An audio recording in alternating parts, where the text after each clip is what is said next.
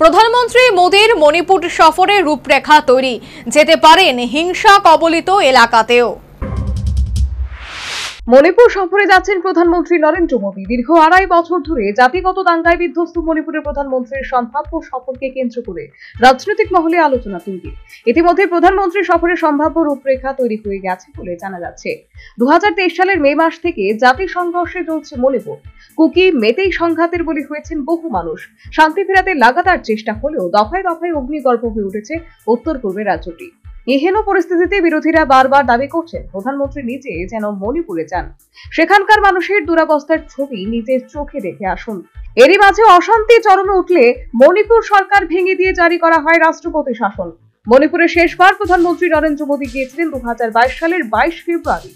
মোদীর মণিপুর সফরের সম্ভাবনা সামনে আসতে কটাক্ষ করেছেন বিরোধীরা।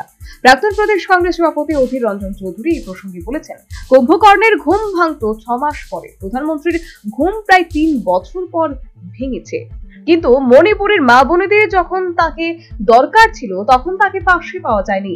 এখন নিশ্চয়ই সেখানে শিলান্যাস উদ্বোধন করতে হবে। তাছাড়া সদ্য চীন জাপান সফর সেরে ফিরেছেন, সেসব নিয়ে বড় বড় কথা বলবেন সেখানে। প্রধানমন্ত্রী কেন এতদিনে একবারও মণিপুর সফরে যাননি তা নিয়ে সমালোচনায় মুখর কংগ্রেস। জানা গেছে 13 সেপ্টেম্বর মিজোরাম যাবেন প্রধানমন্ত্রী। সেখানে রেল লাইনের উদ্বোধন পর্বে সেরে মণিপুর যাবেন তিনি। রাজধানী ইম্ফল দাঙ্গা বিধ্বস্ত চূড়াচাঁদপুরে প্রধানমন্ত্রী জনসভা করতে পারেন এমন সম্ভাবনার কথাও শোনা গেছে। তবে কোনো কিছুই চূড়ান্ত নয়। সরকারিভাবে এখনো প্রধানমন্ত্রীর সফর সূচির কথা ঘোষণা করা হয়নি। National bureau report, news vanguard.